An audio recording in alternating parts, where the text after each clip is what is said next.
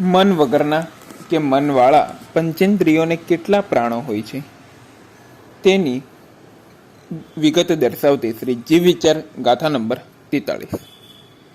અસન્ની સન્ની પંચેન્દ્રિયેષુ નવદશ કમેણ બોધવ્વા તેહિમ સહ વિપઓગો જીવાણમ ભણ્નએ મરણમ।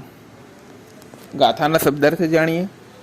અસન્ની સન્ની પંચેન્દ્રિયેષુ મન વગરના અને મનવાળા પંચેન્દ્રિયોને 9 એટલે કે 9, 10 એટલે કે 10, કમેણ એટલે કે અનુક્રમે, બોધવ્યા એટલે કે જાણવા, તેહિમ એટલે કે તેઓની, સહ એટલે કે સાથે, વિપઓગો એટલે કે વિયોગ, જીવાણમ એટલે કે જીવોનું, ભણ્ન એટલે કે કહેવાય છે, મરણમ એટલે કે મરણ।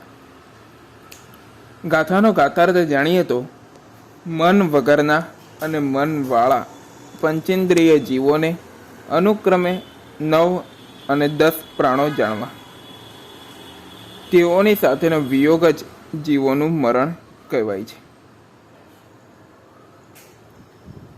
અસંગની પંચેન્દ્રિય જીવોને 5મી શ્રોત્રેન્દ્રિય વધારે હોવાથી તેઓને 9 પ્રાણ હોય છે, અને સંગની પંચેન્દ્રિય જીવોને મન બળ વધારે હોવાથી તેને 10 પ્રાણો હોય છે।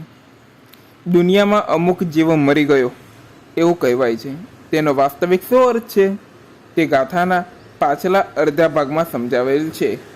મરણ એટલે ઉપર જેને જેટલા પ્રાણો ગણાવ્યા છે તે સર્વનો નાશ, તે જ જીવોનું મરણ, અને મરણ એટલે પોતાના પ્રાણોનો વિયોગ, પ્રાણોનો વિયોગ એટલે મરણ। અમુક માણસ મરી ગયો એટલે કે તેના પ્રાણો છૂટી ગયા, એટલે તે માણસ મરી ગયો, એટલે કે પોતાના પ્રાણો સાથે તેના આત્માનો વિયોગ થયો, તે જીવતા જીવનું મરણ ગણાય। આત્મા તો અમર છે, તે કદી પણ મરતો નથી, પરંતુ પ્રાણો અને આત્મા જુદા પડે તેમ જ મરણ કહેવાય। આમ આપણને મરણનો ખ્યાલ સ્પષ્ટ થાય છે। ગર્ભજ મનુષ્યો અને તિર્યંચો તથા દેવતા અને નારકો સંઘની પંચેન્દ્રિય કહેવાય છે, બાકીના જીવો અસંગની પંચેન્દ્રિય કહેવાય છે, કેમ કે તે મન વિનાના છે, એટલે એકેન્દ્રિયો અને વિકલેન્દ્રિયો પણ અસંગની પંચેન્દ્રિય કહેવાય છે। મન વિનાના પંચેન્દ્રિયો અસંગની પંચેન્દ્રિયો ગણાય છે। સમૂર્છિમ પંચેન્દ્રિય તિર્યંચો અને સમૂર્છિમ મનુષ્યો પણ અસંગની પંચેન્દ્રિયો છે, કેમ કે તે મન વિનાના હોય છે। કેટલાક સમૂર્છિમ મનુષ્યોમાં